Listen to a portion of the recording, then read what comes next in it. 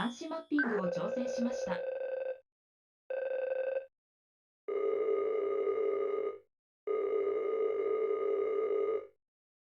Play Chimera, a 2D sprite-based platformer, also known as a Metroidvania, developed by Team Ladybug and WWS Playground.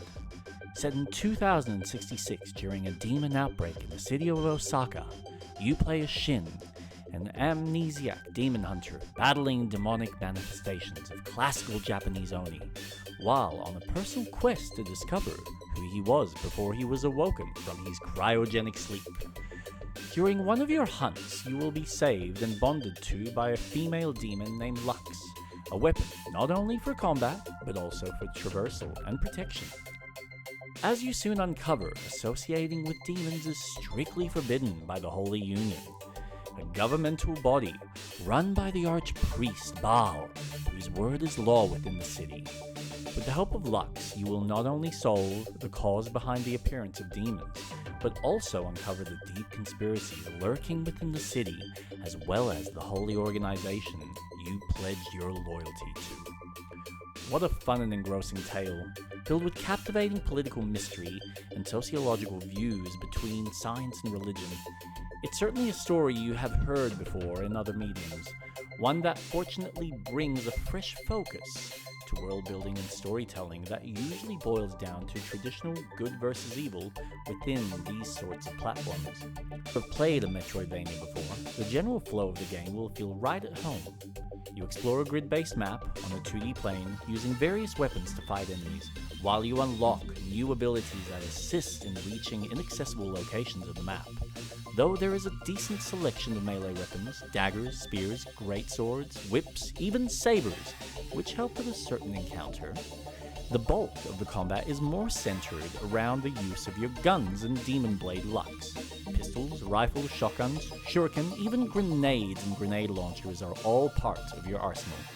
Unlike most Castlevania games, these guns really pack a punch, and the ability to have 2 slots for your weapons provide flexibility in any encounter. Enemy up in your face? Slash them into confetti. Avoiding the reach of your sword? Lay a few rounds to finish them off. The third part to combat is your demon buddy Lex, who disguises herself as a hovering sword. Take care in avoiding any ultraviolet rays at the risk of her dying. You are bonded after all, and her death means your demise.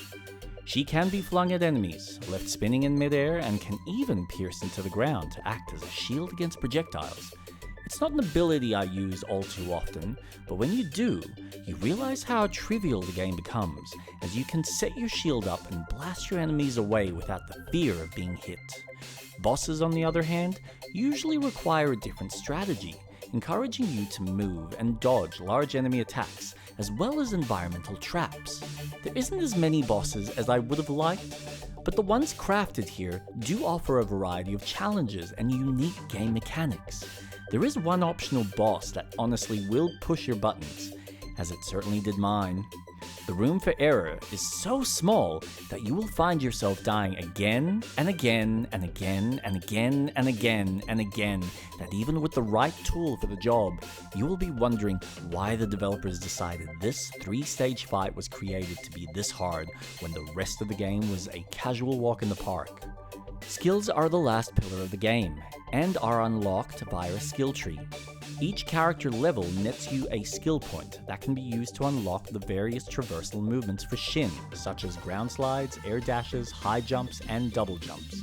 Keep in mind that if Lux is stuck in the wall, which is the first traversal ability, you lose your extra jumps, as those moves are linked with her availability to you. You can also unlock various powers that drain your mana, such as fireballs, shielding orbs, and even a firewall. Added to each node you unlock is also various story elements that add to the history of Shin, Vex, and various other important characters.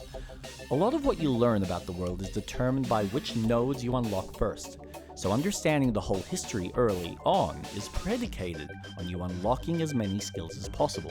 For the most part, until you unlock the later skills, there is a back and forth play with Lux.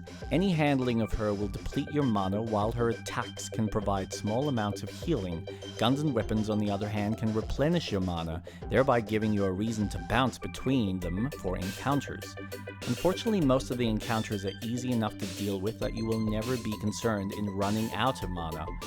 If, like me, you uncover a small area early on, you can quickly grind enough levels that most of your starting skills will be accessible till mid-part of the game, especially when you include the teleport skill that's attainable from the very beginning. I must admit that this skill really does break the difficulty of the game, as you don't need to travel through gauntlets of tough platforming and enemy encounters in one go.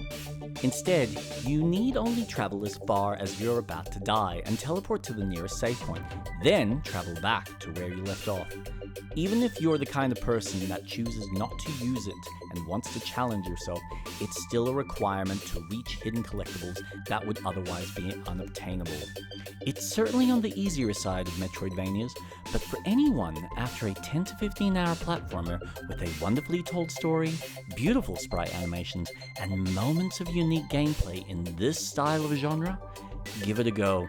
It more than earns its price of entry.